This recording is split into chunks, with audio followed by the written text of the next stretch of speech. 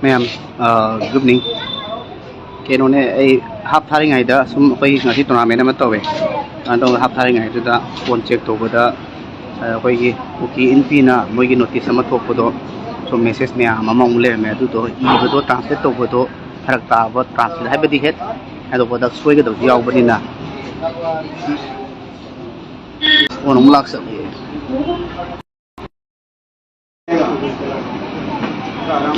adugi moigin kino do notice ama thokpodo letter helta ei sunate ado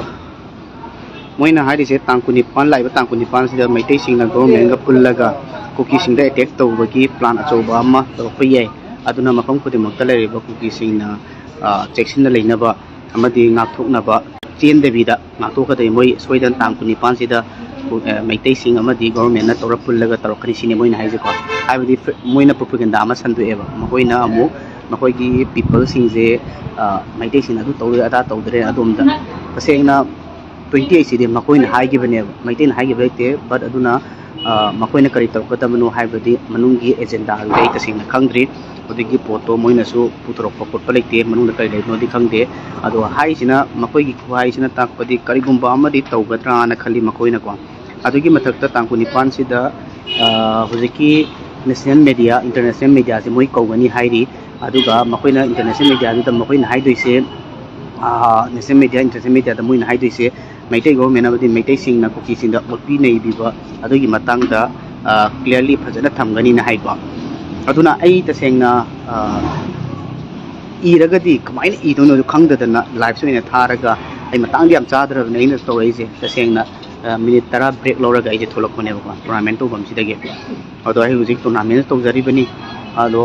myamna phone in direct toraga hangbu yawe ado myamdu dum maru oiba ai wakhade si maru oibra na khali ko marai di ke maram di ke no da tangkuni pan sida makoina hairi se maitai singna kuki gi mafam singda attack torakani haiba achoba thajaba ma lei haibane ba kariguma toraga di chel loidamni thengnagadabni haine adu sinta padi ulta da makoina hoi attack torokpa yabagi possibilities leibra na khale baina aigi motta maram aduna khoi ji yamna cheksin ba mathau abra na khanjai aduga makoina media kogadaba pose media singdura makoina aramba information ama pi gadra na kali makoigi notice okuda number 4 ga 5 ko male adudang aigunda thare angangna aduna sigi tang haijage na is live ta propone ado miam si je cheksin ba ai haijari ado makoi soina kai gumam trokadra na kali tangkuni panje ko gasai se moina haipin mutuina haijar pane ai adugi post toin tawjarake ai pari ai fam inarase